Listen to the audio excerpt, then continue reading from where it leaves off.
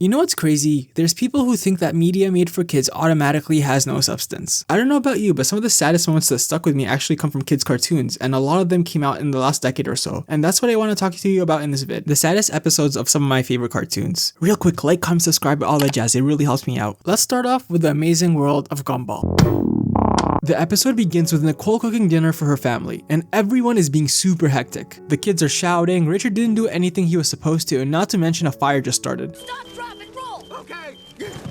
Not gonna lie, this is just a regular Monday for me and my family. Richard and the kids tried to put out the fire but ended up making everything worse, which is out of character for Anais. She's supposed to be this super genius but doesn't know how to put out a simple fire. Nicole understandably gets mad, and right before she blows up, she wonders where did everything go wrong? How did she end up right at this moment? And we get a flashback to the day that changed everything for Nicole. She's in a car with her parents and they're headed to a karate tournament. And from the car ride, we see that her parents are incredibly strict. They already have her whole life planned out for her. She's gonna go to law school, marry a doctor, you know, every parent's dream child. Then you find out your child is trying to become a YouTuber. But along the way, they get into an accident and Nicole has to venture to the tournament on foot. She goes through a park doing the Naruto run because she's gonna need that extra speed to get to the fight on time. And along the way encounters people who will be important to the story later. You have Banana Bob, who asks to sing Nicole a song, but she just zooms past him. Harold, who tries to raise her up, but she just stampedes him. And a group of protesters who try to stop her, but she Goomba stomps on their heads to get across. Eventually, she reaches the end of the park only to realize that she's lost. But Richard is there, and that's the story of how they met. But what if Nicole made a different decision that day? If that day never played out the way it did, then she wouldn't be where she is right now. And that's what the rest of the episode is about. Nicole imagining what would happen if she made a completely different choice. See? Get why the episode is called The Choice? Nicole replays the same events as before, but this time Nicole actually stays and decides to listen to Banana Bob's song. And she finds it funny at first, and they even get married. But he keeps singing it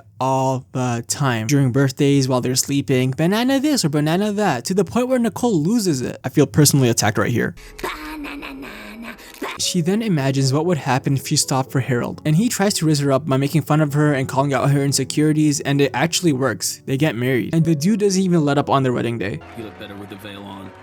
Damn bro, he did not need to be this brutal. But don't worry, Harold eventually learns the error of his ways and they live happily ever after. Nah, I'm just kidding. Nicole ends up killing him and burning down the house they live in. And as for what happens when she stops for the protest, yeah, she just... Nicole eventually ends up back where she started, lost and her meeting Richard for the first time. I guess there was no other way around it. Nicole saves Richard from being stuck in a log, and a bell rings indicating that Nicole missed the tournament. She feels down that she's gonna go home empty-handed, and now she has no idea what to do. All her life, she's done things for other people. There was always this constant pressure to meet her parents' high expectation and following their timeline. And in this moment of weakness, she turns to Richard for advice, and he actually gives some pretty good one. What should I do with my life? Maybe start living it? She spends the rest of the afternoon with Richard, and for that moment, she's a kid. She's not chasing any goals or trying to meet other people's expectation. With Richard, there is no pressure. Then we get the heartbreaking lore of their relationship. Richard and Nicole continue to grow up together, and their relationship also grows with them, but to the disapproval of their parents, and when they're adults, they're kicked out because of it. We see them living in a not so great place, getting married, having Gumball, buying their house, getting Darwin and Anais. Their lives haven't been easy, but they're happy.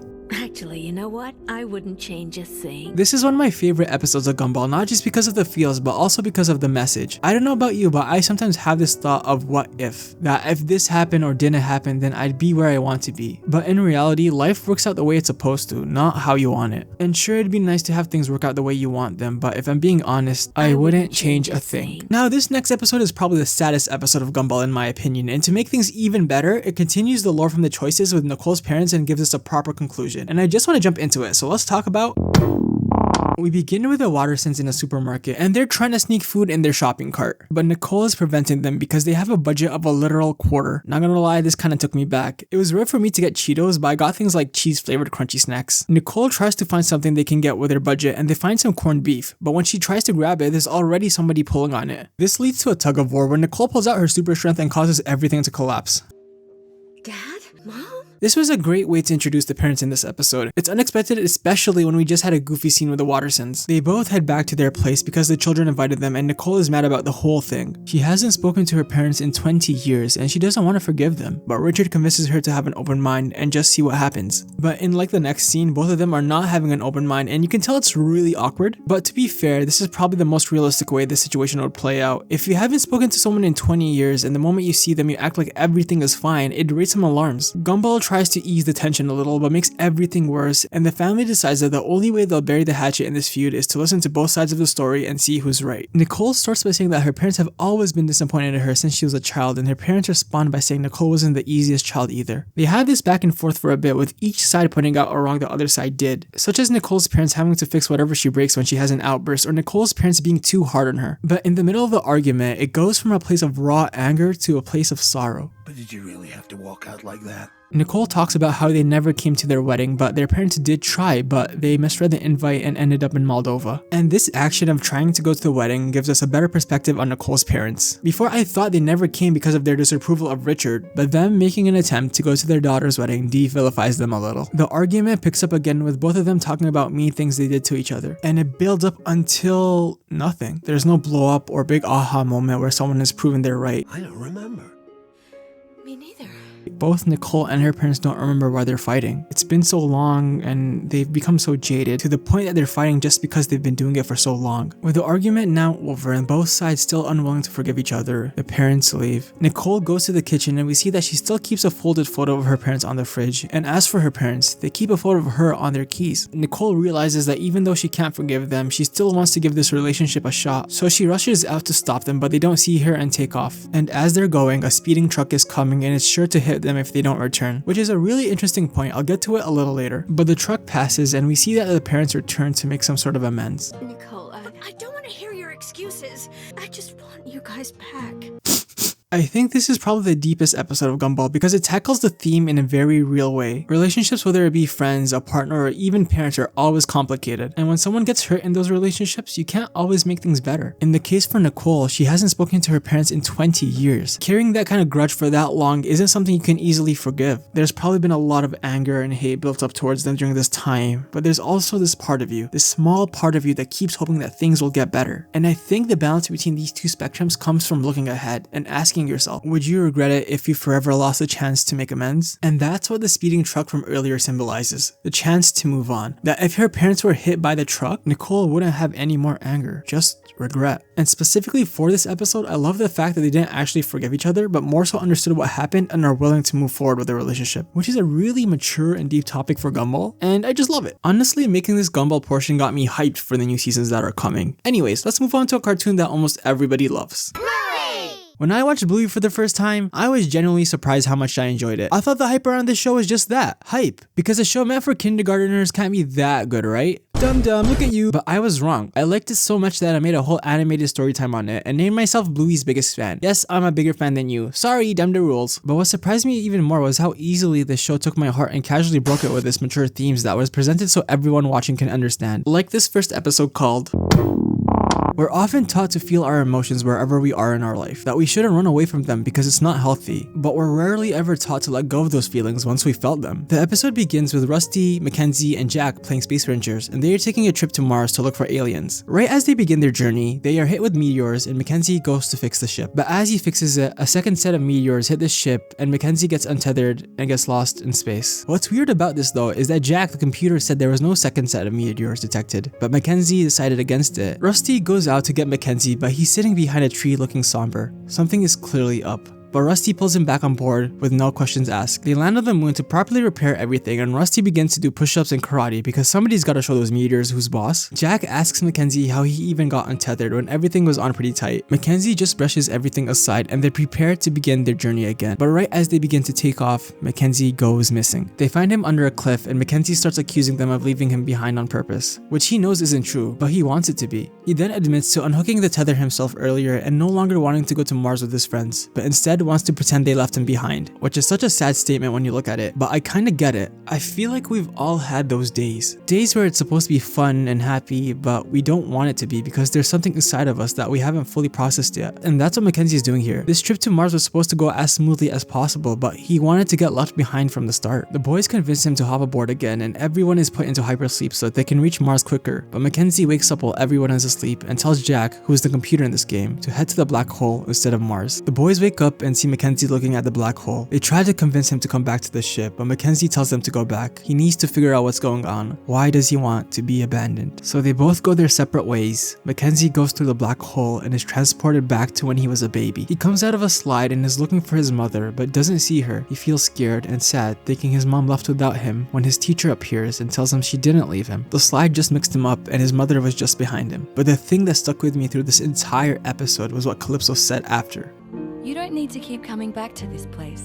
You don't have to keep coming back to this place. For a lot of us, we are so used to feeling a certain emotion because of the situation in our lives. Day in and day out, that feeling is always there. So much so that when we are in a different place, a better place, we often don't know what to do with ourselves when we don't need those emotions anymore. But we have to let them go. Yes, it's anxious and scary, especially since they've been with us for so long, but if we keep clinging on to those emotions, we'll only end up hindering ourselves and the people around us. We don't have to keep coming back here. The episode ends with the boys rescuing Mackenzie from the black hole and Mackenzie looking at the black hole one last time and letting go. See, I told you Bluey tackled mature themes. This whole episode deals with trauma, which is something hopefully no kindergartner has to go through. But if anyone watching has experienced it, they tackled it in such a gentle way that anyone can relate, even if it's just a little bit. I'm honestly jealous that kids are growing up with such impactful shows. All I had was Teletubbies throwing it back and Caillou. I freaking hate this 4-year-old. Caillou is such a brat that he makes Muffin look like a saint, but I'm getting sidetracked. Comment below if you want a storytime animation about weird shows that I used to watch. The next episode I want to talk about is more heartwarming than anything else. But Carrot, you said heartbreaking. I know, but it's one of my favorite episodes and I want to talk about it, okay? When I finished watching Bluey the first time, this was the first episode I rewatched just because it was so inspiring. And if you're like me, then it's one of your favorites too. So let's talk about...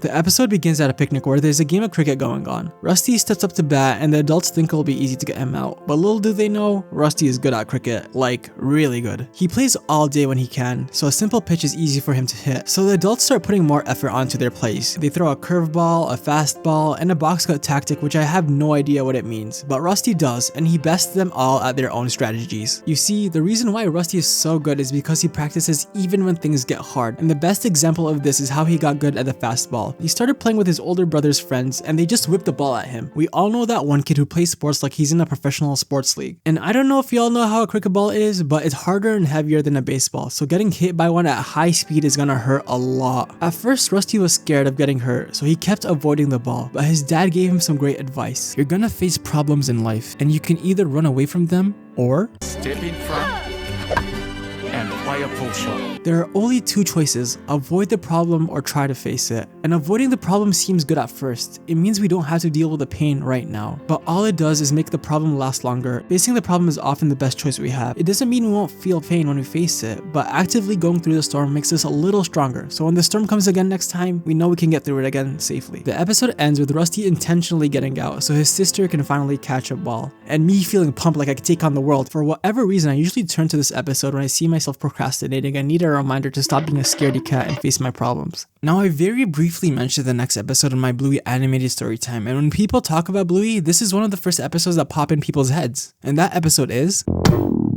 The episode begins with Bluey on the monkey bars and she's comparing herself to the other kids, basically saying that she's better than them. You know, as children do. I can hold my breath for 1 minute. Well, I can hold my breath for 2 minutes.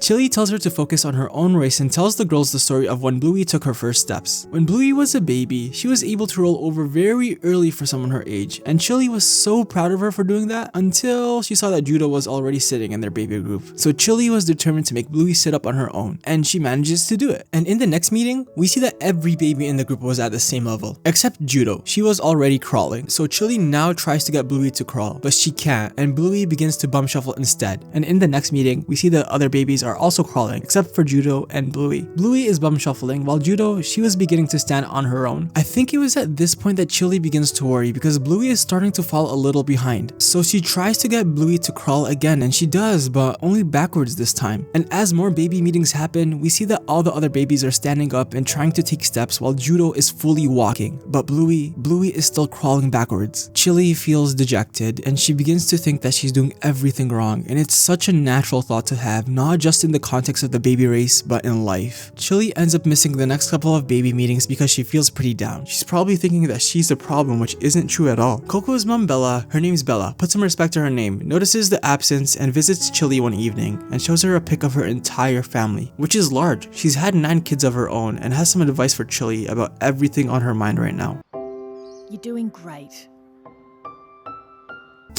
Damn, it got me again. Life doesn't come with this clear instruction manual, and a lot of times there's this feeling of anxiety and insecurity that we're not where we want to be or who we want to be, and it seems like everyone else is. And that can leave us to wonder if we're doing something wrong. I'm doing everything I can, but I'm still stuck here. Is there something wrong with me? We get so caught up in the hustle and bustle that we often forget that we're doing great. It's such a short and simple saying, yet the most heartbreaking and uplifting thing you can hear. So what if people have passed you? Doing the best you can with what you know now is something to be proud of. So you are doing great. You know what's crazy is the fact that this small scene that lasted about 5 seconds has such an impact that people still talk about it till this day. I never really understood what people meant when they said Bluey heals your inner child until I saw this episode. And in the moment after I saw the scene, I was like, yeah. Now I get it. Now this next episode is agreed upon by most as being one of the saddest episodes of Bluey. It's definitely in one of my top 3. When I watched this episode the first time, I didn't even remember how it ended because I was too in my feels by that point. Most episodes have equal entertainment for the kids and adults, but the mature story is in the forefront of this episode. And I think it's held in higher regard for that very reason. So try not to cry while I cover the episode. The episode begins with Chili teaching her daughters a dance when the doorbell rings, and Chili's sister, the girl's aunt, Brandy, is at the door. Chili introduces Brandy to the girls, and Brandy gives them both a gift. Onesies! The girls race to put them on, while the adults have a slight talk about how it's been 4 years since they last saw each other. There's clearly some tension there. But before they can talk more, Bluey comes out in her onesie and tells the adults that Bingo has started acting weird. Bingo starts acting like a cheetah, get it? Because her onesie is a cheetah, and everyone is afraid of her. No, Bandit! It should have been me! Everyone runs outside and they hide behind a shed where Bluey says that zebras aren't her favorite animal anymore. And she'd like a new onesie. She used to love zebras, but a lot can change in 4 years. Brandy begins to feel guilty about that comment and gets ready to leave when Bingo attacks her. Chili and Bluey race to the washroom to hide, and Bluey asks why Brandy has only visited them once before, and Chili tells us a piece of lore that will break your heart. You see, there's something that Brandy wants more than anything in the world, but she can't have it. Why can't she just have the thing she wants? Because it's not meant to be.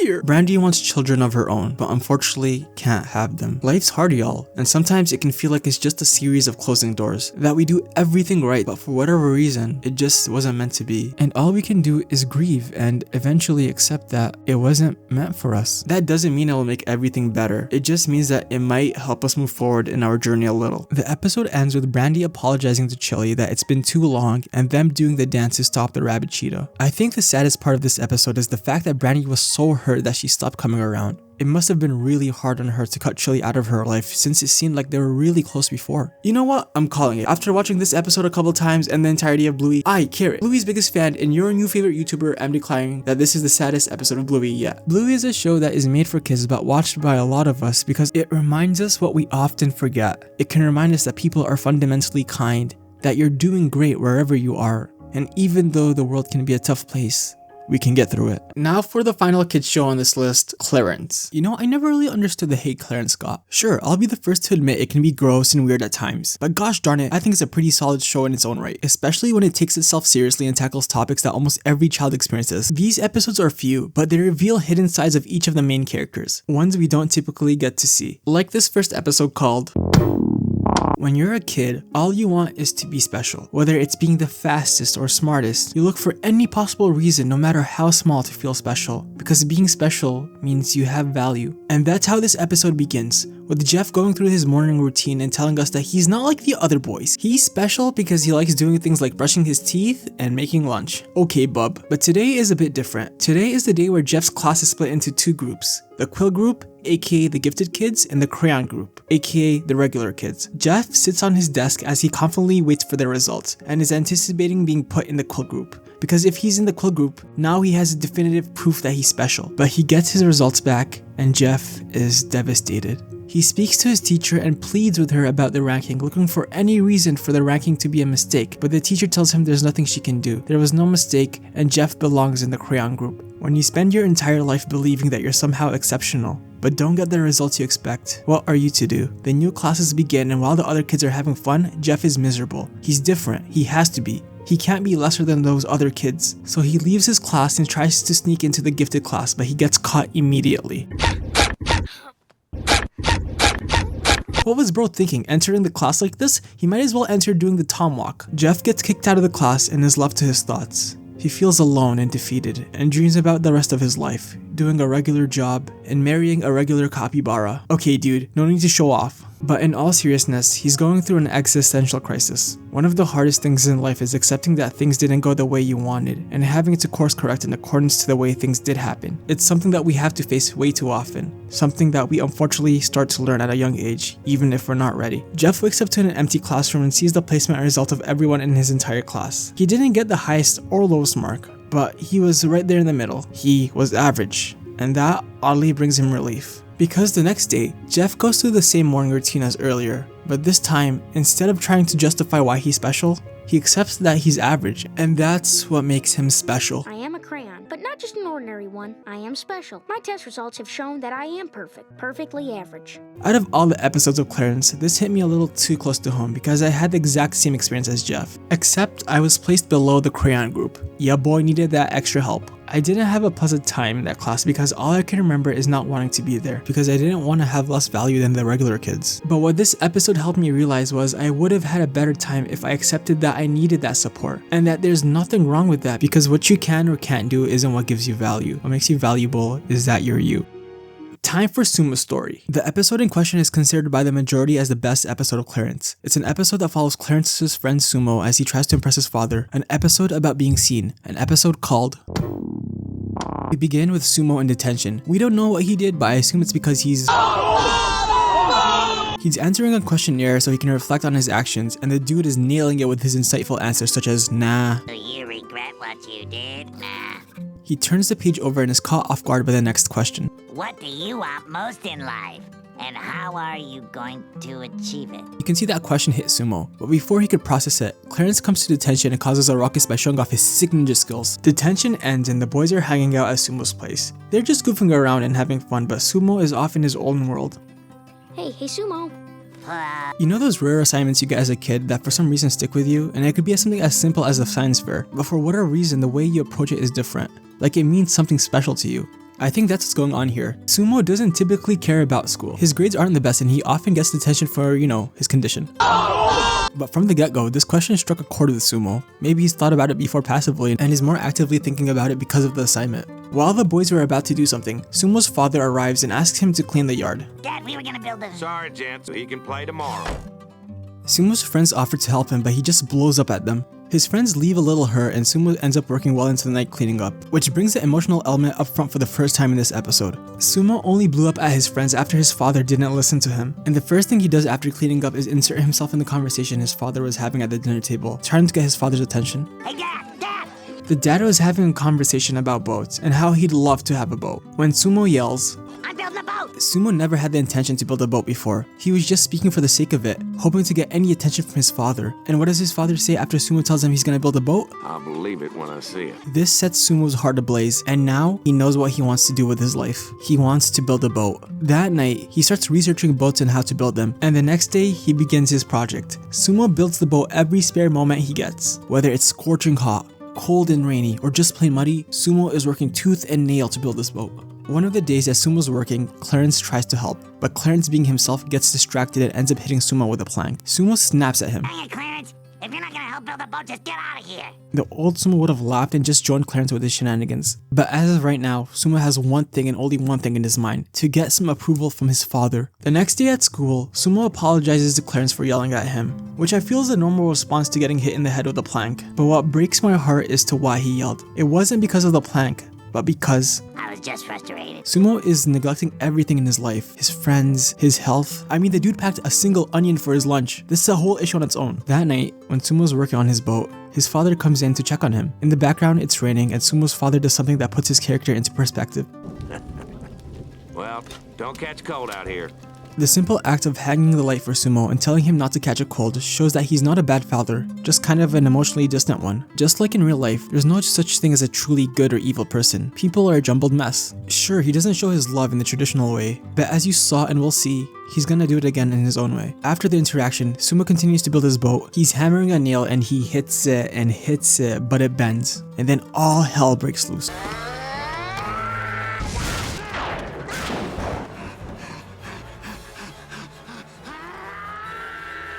I think it's at this moment that Sumo realized that his father does care for him in his own way. Maybe he blew up because he was frustrated in himself for not realizing it sooner, or his dad for just not showing it better. But the whole point of building the boat was to get his father's attention, with Sumo destroying everything he was working hard towards. All that time and effort gone, he was ready to call it quits, but his friends show up and don't let him. They end up building a boat together and take it to a lake to test if it floats, and it does for about a minute. I get it. I get it. I get it. With the boat sinking and the boys panicking, Sumo's father arrives in a canoe and saves them. The thing I want most in life is a boat. So I built a boat. It's not perfect, but it's my boat, and I love it. The boat is an allegory for Sumo's father. Sure, he may not be perfect, but that doesn't make him a bad dad. At the end of the day, he was always there for Sumo, and even takes a picture with his son to show that even though the boat sank, he's proud of him no matter what. Looking back at this episode, it relates to everyone at a personal level. Whether it be through grades, sports, heck, even bad behavior, kids are constantly seeking their parents' attention. And when parents neglect to provide it, we are left feeling frustrated and it can turn into resentment. It's the job of the parent to provide consistent attention and approval, and also show it accordingly. But maybe it's also on us to realize that though they didn't show their approval the way we wanted, they did it in a way that they only knew how. Or not, this is all subjective. Anyway, time for Clarence's story. Clarence is one of those shows that you either watched or didn't, but there's one episode that everyone has watched and seemingly remembers, even people that never really watched Clarence, and that's because of the memes. But also how dark and relatable it was, and that episode is called...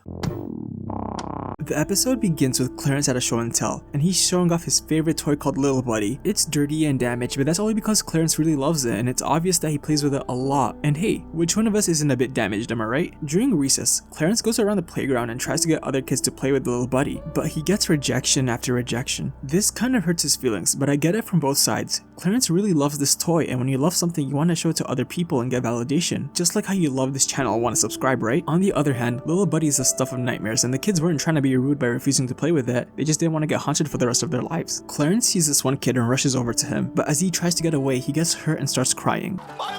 A teacher quickly rushes over and sends Clarence to timeout for 5 minutes, and as he tries to explain that it was an accident, the teacher threatens him with 5 more minutes for talking. So Clarence defeatedly sits down and counts the time till he can go back out and play, but the minutes turn into hours, and the hours turn into years, and all of a sudden he witnesses the collapse of society. Well, at least that's how it felt for Clarence. This is probably the most accurate depiction of how timeout is as a kid, and that's something I honestly really appreciate about the show, that it can capture what it feels like to be a kid. Clarence starts to realize that it's been over 5 minutes, but is scared to say anything because of the consequences of talking, so he starts panicking, not knowing what to do when... Your 5 minutes was up 5 minutes ago! Go play before the bell rings!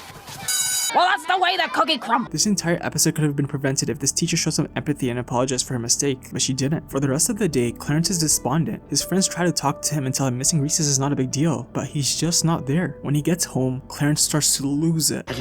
I just wanted people to play with. This is honestly heartbreaking. We know from earlier that Clarence loves Little Buddy to death, and he was already having a bad day as it is, but accidentally ripping the arm off was the thing that pushed him over. Ashamed of what he's done, Clarence takes his scooter and rides off with Little Buddy. He doesn't know where he's going, he just needs to get away. He ends up in a field and digs a grave for his friend and throws him in. Although missing recess hurt Clarence, I think given a couple days he would have been in better spirits. It's the fact that he hurt something he loves that really broke him. Over the next couple days, Clarence is going through it. His mom tries to talk to him but no answer. He continues with his daily routine, but he's just there physically. Emotionally, he's absent. In this funk, Clarence ends up cutting his hair, changing his clothes, and even starts misbehaving in class, which lands him in detention with delinquents. Essentially, he tried to destroy everything that made Clarence. A lot of people see Clarence's reaction as extreme, and I agree to an extent, but I think they neglect how Clarence is feeling by acting like this. Everyone is different. Just because you consider something as not a big deal may be huge for somebody else. This whole situation is clearly hard on Clarence. And since he doesn't have a healthy way of expressing his emotions, he keeps it bottled up inside, and it keeps building up until one day, the recess monitor is called over to the playground because there's an incident that's going on. She gets there and sees Clarence harassing people with Little Buddy's broken arm. You blow that whistle, and you're making a big mistake. I'm sorry, Clarence. I understand you're going through it, but that does not mean you're safe from the fashion police. Boy, why you dressed like that? Right at the climax of the situation, when everything's about to blow up, Clarence gets pantsed by a delinquent, and as retaliation, proceeds to sucker punch the culprit. Whoa, children fighting! I can sell this! Clarence gets sent to the principal's office for a special punishment, but is met with his teacher instead of the principal. She tells Clarence that she's noticed that he's been having a hard time lately. With all the detentions and now fighting, this is serious and needs to be dealt with immediately. But first, she has something for him. Someone here wants to see you. Little buddy, This is... Oh. Clarence starts crying. This is the first time he's shown any emotion since he's gotten in trouble. Everything that he's bottled up till this point just starts coming out. When Clarence hurt little buddy, it broke him because he never thought he would do that to somebody he loves. And not knowing how to deal with the guilt set him on this downward spiral. He just needed some reassurance or validation but never received it, unfortunately. His teacher says they know how upset he was when he lost his recess and it wasn't fair. So his special punishment is a recess that Clarence gets all to himself. Just like that, Clarence is back to being himself. Just a little kindness goes a long way. I love this episode of Clarence because of the relatability. A lot of us have experienced something for some reason affects us deeply. On the outside it may seem small, but to us it isn't, and that's okay. What you feel and think matters. Unless you go out looking like this, then you kind of deserve to get punched. All Clarence needed was a little empathy and kindness to feel better. And once he got it, he was no longer in that funk he fell into. The story of Clarence revolves around growing up. And though we often remember the fun times, it's also when we start to get exposed to the harshness of the world. Whether it's experiencing new unpleasant emotions, shaky relationships, or accepting the reality of who we are, the world is a tough place. But it's also simultaneously a beautiful place. Because it's also a place where you can experience pleasant emotions, build great relationships, and grow into who we want to be. And that's it for this video. Check out my animated story time, and if you made it this far, thank you from the bottom of my heart. And as always, look both ways before you cross the street. Peace.